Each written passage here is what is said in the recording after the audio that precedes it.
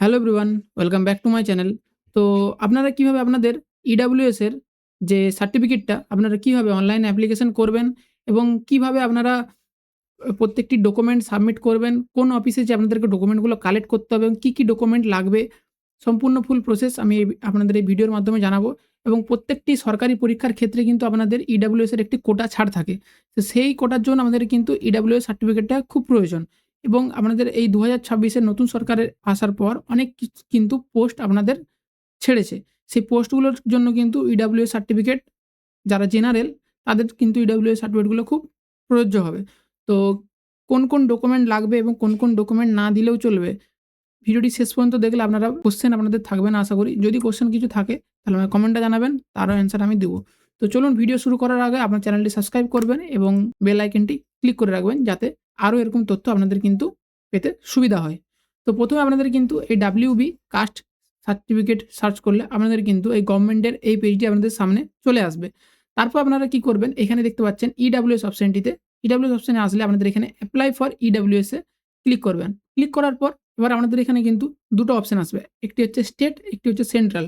আপনারা কি স্টেটের জন্য ইডাব্লিউএস অ্যাপ্লাই করছেন না সেন্ট্রালের জন্য? তো সেন্ট্রালের জন্য অ্যাপ্লাই করলে সেন্ট্রালের ক্লিক করবেন, আর যদি স্টেটে অ্যাপ্লাই করেন তাহলে স্টেটে ক্লিক করবেন। তারপর আপনাদের এখানে ডিস্ট্রিক্টটা আপনারা এখানে সিলেক্ট করে নেবেন। ডিস্ট্রিক্টটা সিলেক্ট করার পর আপনাদের যে সাব ডিভিশনটা আছে সেই সাব ডিভিশনটা আপনারা এখানে বসিয়ে দেবেন। তারপর আপনাদের যদি মিউনিসিপ্যালিটি লেখা হয় তাহলে মিউনিসিপ্যালিটি সিলেক্ট করে রাখবেন এবং যদি আপনাদের পঞ্চায়েত, গ্রাম পঞ্চায়েত এলাকা হয় তাহলে আপনারা এখানে ব্লকে ক্লিক করবেন। তো মিউনিসিপ্যালিটি এলাকায় ক্লিক করার পর আপনাদের যে মিউনিসিপ্যালিটি পড়ছে সেটি আপনারা ক্লিক করবেন।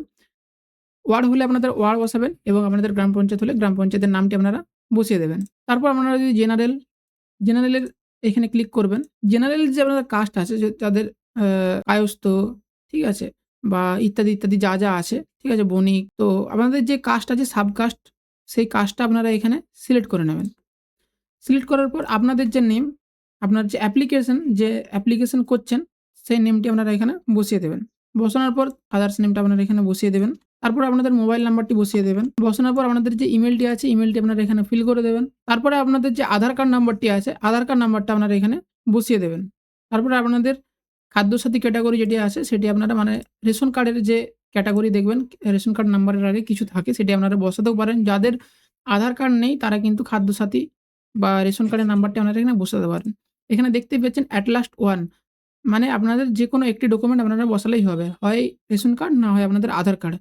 যেকোনো একটি ডকুমেন্ট আপনাদের এখানে ফিল করলেই হবে।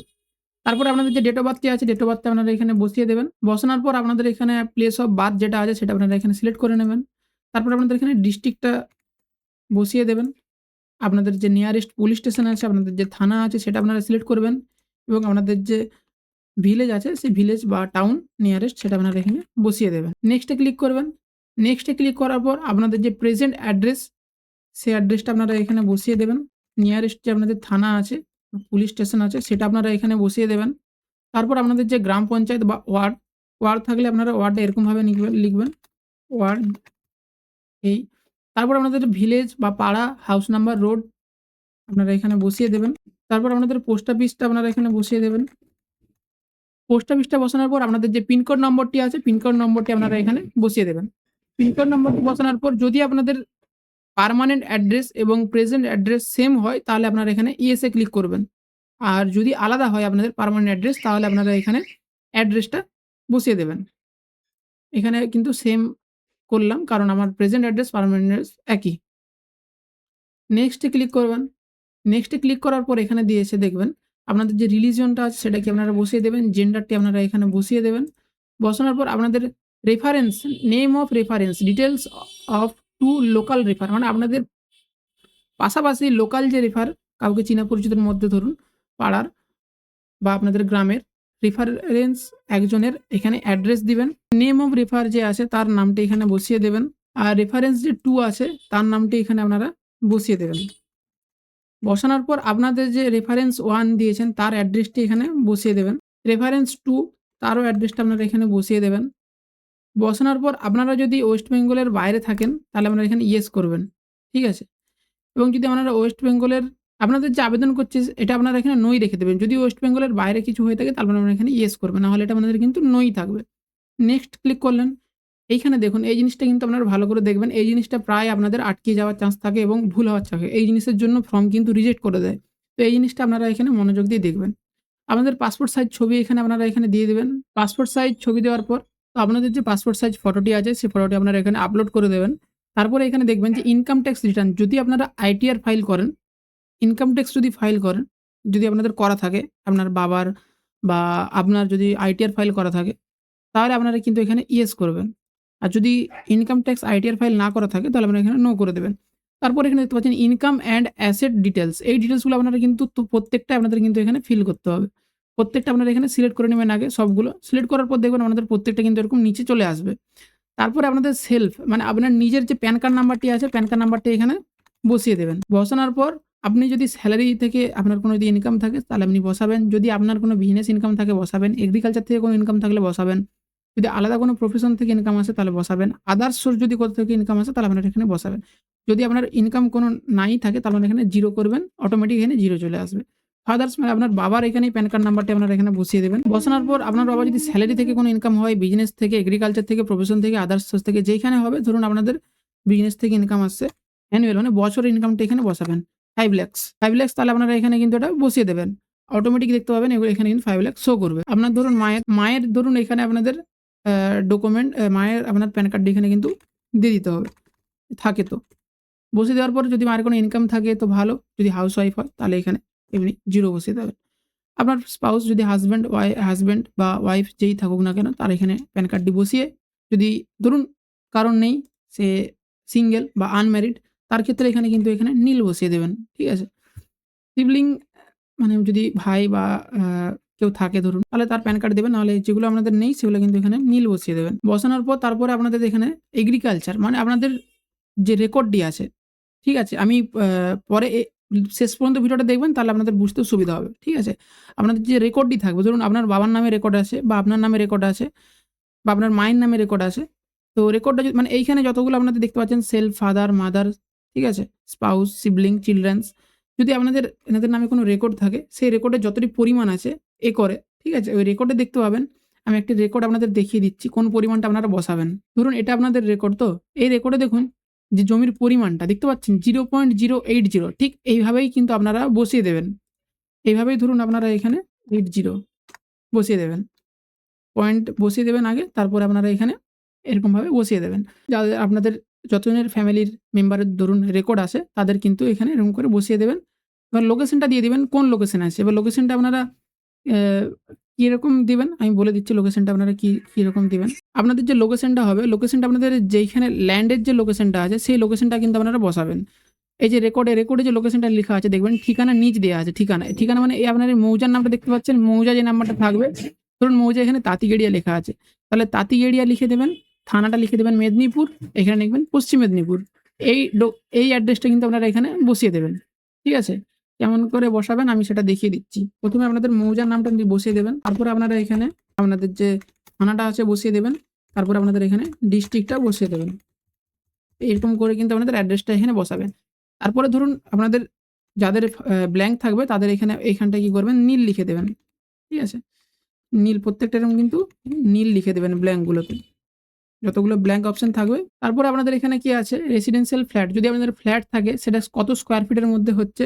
যদি 500 স্কোয়ার ফিটের মধ্যে হয় তাহলে 500 স্কোয়ার ফিটের মধ্যে যদি আমাদের ফ্ল্যাট থাকে কিছু আপনাদের, ধরুন আপনার নিজের নামে, আপনার বাবার নামে, মায়ের নামে, তাহলে সেটা আপনারা এখানে বসাবেন। যদি না থাকে তাহলে এখানেও কিন্তু সেম নীল এরকম বসিয়ে দেবেন। তারপরে নিচে দেখতে পাবেন রেসিডেন্সিয়াল প্লট ইন মিউনিসিপ্যালিটি, মানে আপনাদের আর কোনো জায়গা কি মিউনিসিপ্যালিটির মধ্যে আছে প্লট বা জায়গা যদি থাকে তাহলে আপনারা এখানে বসাবেন। এরিয়া ইন স্কোয়ার ফিটে দিবেন।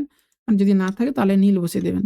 তারপরে আপনাদের এখানে দেখতে পাবেন residential plot not in municipality, মানে যদি আপনাদের মিউনিসিপ্যালিটির বাইরেও যদি কোনো আপনাদের জায়গা থাকে তাহলে আপনারা এখানটায় স্কোয়ার ফিটে দেবেন। তারপরে আপনারা এখানে ব্ল্যাঙ্ক যেগুলো আছে সেগুলো নীল বসিয়ে দেবেন। এরপরে আপনাদের এখানে মেইন জিনিসটা আছে কি ডকুমেন্ট আপনাদেরকে এখানে দিতে হবে দেখে নিন।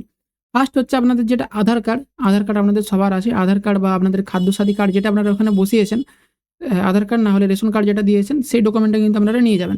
তারপর আপনাদের এপিক নম্বর, ভোটার কার্ড নিয়ে যাবেন, প্যান কার্ড নিয়ে যাবেন, বার্থ সার্টিফিকেট বা অ্যাডমিট কার্ড থাকলে মাধ্যমিকের অ্যাডমিট কার্ড নিয়ে যাবেন।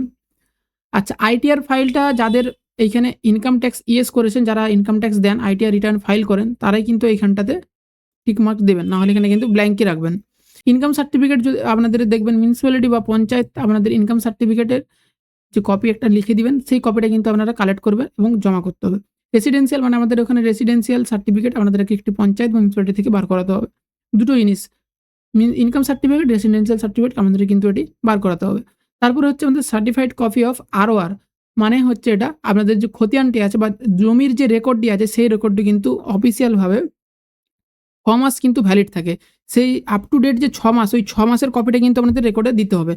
ধরুন আপনাদের রেকর্ডটি জানুয়ারি মাসের 1 তারিখে আপনাদের রেকর্ডটি বার করিয়েছেন, তাহলে ওইটি ভ্যালিড থাকবে কিন্তু 6 মাসের 1 তারিখ পর্যন্ত। মানে অফিসিয়ালভাবে কপিটি কিন্তু 6 মাসই ভ্যালিড থাকে। যদি রেকর্ডটি 6 মাসের বেশি হয়ে যায়, তাহলে কিন্তু আপনারা একটি নতুন রেকর্ড বার করিয়ে আপনারা কিন্তু অ্যাটাচ করে বা জমা করে দিতে পারেন রেকর্ডটা। বা যদি দলিল থাকে, তাহলে যাদের ধরুন রেকর্ড এখনও করেননি, রেজিস্টার ডিড আছে, দলিল আছে, তাহলে রেজিস্টার যে দলিলটি আছে সেটা কিন্তু আপনারা জেরক্স করে দিতে পারেন। তারপরে এখানে দেখতে পাবেন certificate in support of caste from প্রধান অথবা গ্রাম পঞ্চায়েত বা চেয়ারম্যান মিউনিসিপ্যালিটি থেকে। এটা আপনাদের বলেছে যে আপনাদের যে কি কাস্ট দেখবেন, কায়স্থ বা যাদের যে ব্রাহ্মণ, যাদের যে কাস্ট থাকে, সেই কাস্টের একটা কিন্তু এপিডোপিট আপনারা হয় পঞ্চায়েতের কাছ থেকে লিখিত করে নেবেন পঞ্চায়েতের কাছ থেকে বা মিউনিসিপ্যালিটির কাছ থেকে, আর না হলে আপনাদের কোর্টে যে ফার্স্ট ইয়ার জুডিশিয়াল ম্যাজিস্ট্রেটের কাছ থেকে একটি যে কায়স্থ যে সেই সার্টিফিকেট আপনারা কিন্তু একটা বার করে নিতে পারেন কোর্ট থেকে। তারপরে এখানে দেখতে পাবেন self declaration regarding family income.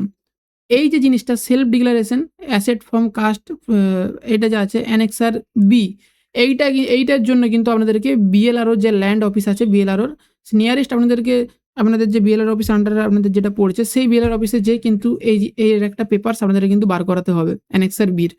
ওরাও এখান থেকে বিএলআরও কী করবে, একটা স্ট্যাম্প মেরে একটি সিগনেচার করে একটি ডিক্লারেশন একটি ফর্ম আপনাদের কিন্তু অ্যাসেটের একটি লিখে দেবেন। সেই ফর্মটা কিন্তু আমাদেরকে কালেক্ট করতে হবে। এটার জন্য আমাদেরকে কিন্তু ইডাব্লিউএস এর জন্য ফার্স্ট আপনাদের কিন্তু বিএলআর অফিসে ভিজিট করতেই হবে। তাহলে আপনাদের কী লাগবে, বিএলআর অফিসে আপনাদেরকে দুটো বিএলআর অফিসে দুটো কাজ আছে। একটি হচ্ছে আমাদের আরওআর রেকর্ডের জন্য আবেদন, এবং রেকর্ডের জন্য আপনারা কীভাবে অনলাইনে আবেদন করবেন আমি আই বাটনে ভিডিওটির লিঙ্ক দিয়ে রাখবো, আপনারা অনলাইনে নিজেরা আবেদন করে কিন্তু রেকর্ডটি বার করাতে পারবেন। আর এইটার জন্য আপনাদের কিন্তু অফিসে ভিজিট করতে হবে, সেলফ ডিক্লারেশন। ফার্স্ট রেকর্ডটা বার করবেন, রেকর্ডটা বার করার পর রেকর্ডটা নিয়ে তারপরে অ্যানেক্সার বি এর জন্য আপনারা যাবেন। ঠিক আছে? আর ইনকাম আর পঞ্চায়েত বা আপনাদের মিউনিসিপ্যালিটির কাছ থেকে, যাদের পঞ্চায়েত তাদের গ্রাম পঞ্চায়েতের কাছ থেকে, এবং যাদের মিউনিসিপ্যালিটি তাদের চেয়ারম্যান বা কাউন্সিলরের কাছ থেকে ইনকাম সার্টিফিকেট আর হচ্ছে আপনাদের কাস্ট কি সেটা লিখে নিতে পারেন, এবং আমাদের রেসিডেন্সিয়াল সার্টিফিকেট, এই 3টা জিনিস কিন্তু আপনাদেরকে বার করাতে হবে। তো এই জিনিসগুলো বার করানোর পর অ্যাপ্লিকেশন সাবমিট করার পর আপনাদের কিন্তু 3টি অপশন আসবে। 3টি অপশন আসবে, আমাদের 3টি ফর্ম ডাউনলোড করতে হবে। একটি দেখবেন অ্যাসেটের ফর্ম আসবে, আরেকটি আপনাদের অ্যানেক্সার, আপনাদের আরেকটি একনলেজমেন্ট স্লিপ আসবে, এবং আরেকটি যে ফর্ম ফিল আপ করেছেন। টোটাল 3টি ফর্ম আপনাদেরকে এখানে আসবে। সেই 3টি ফর্ম আপনাদের কিন্তু ডাউনলোড করতে হবে। ডাউনলোড করার পর এখানে ক্যাপচার দিয়ে সাবমিট করার পরেই কিন্তু আপনাদের সাবমিট হয়ে যাবে, এবং 3টি ফর্ম আপনাদেরকে ডাউনলোড করতে হবে। এখানে দেখতে পাবেন পরপর আসবে। ডাউনলোড করার পর আপনাদের কিন্তু নিয়ারেস্ট যে বিডিও অফিস আছে, সব জিনিসগুলি কালেক্ট করে নিয়ে, ফর্মটি কালেক্ট করে নিয়ে, সবগুলো অ্যাটাচ করে নিয়ে, পাসপোর্ট সাইজ ফটো নিয়ে আপনাদের কিন্তু বিডিও অফিসে যে সব কপিগুলো, হার্ড কপিগুলো জমা করতে হবে। জমা করার পর ওরা এখান থেকে আপনাদের ভেরিফিকেশন করার পর তারপরে কিন্তু আপনাদের সার্টিফিকেটটি হয়ে যাবে এবং ডাউনলোড করতে পারবেন। এরপরে বলে রাখি, যাদের সার্টিফিকেট ভুল বা আপনারা ভুল অ্যাপ্লাই করে দিয়েছেন, ধরুন আমাদের সার্টিফিকেটটা ভুল অ্যাপ্লাই করেছেন, কিভাবে সার্টিফিকেটটা কারেকশন করবেন, তো সেটা আমি পরের ভিডিওতে দেখাবো, কারণ এই ভিডিওতে দেখাতে গেলে অনেক ভিডিওটি বড় হয়ে যাবে। তো যদি কারোর সার্টিফিকেট এরকম হয়ে থাকে, ধরুন অ্যাপ্লাই করেছেন, অ্যাপ্লিকেশনটাই আপনারা ভুল করে দিয়েছেন, তো কীভাবে আপনারা সার্টিফিকেটটা কারেকশন বা এডিট করবেন, যদি কারোর জানার থাকে তাহলে আমাকে কমেন্টে জানান, আমি সেটি নিয়ে আরেকটা কিন্তু ভিডিও বানিয়ে দেবো। তো ভিডিওটি যদি ভালো লেগে থাকে চ্যানেলটি সাবস্ক্রাইব করবেন এবং পেজটি ফলো করবেন, এবং বেল আইকনটি ক্লিক করবেন, একটি করে লাইক করে যাবেন, এবং আপনাদের ফ্রেন্ডদের সাথে ভিডিওটি কিন্তু শেয়ার করে দেবেন।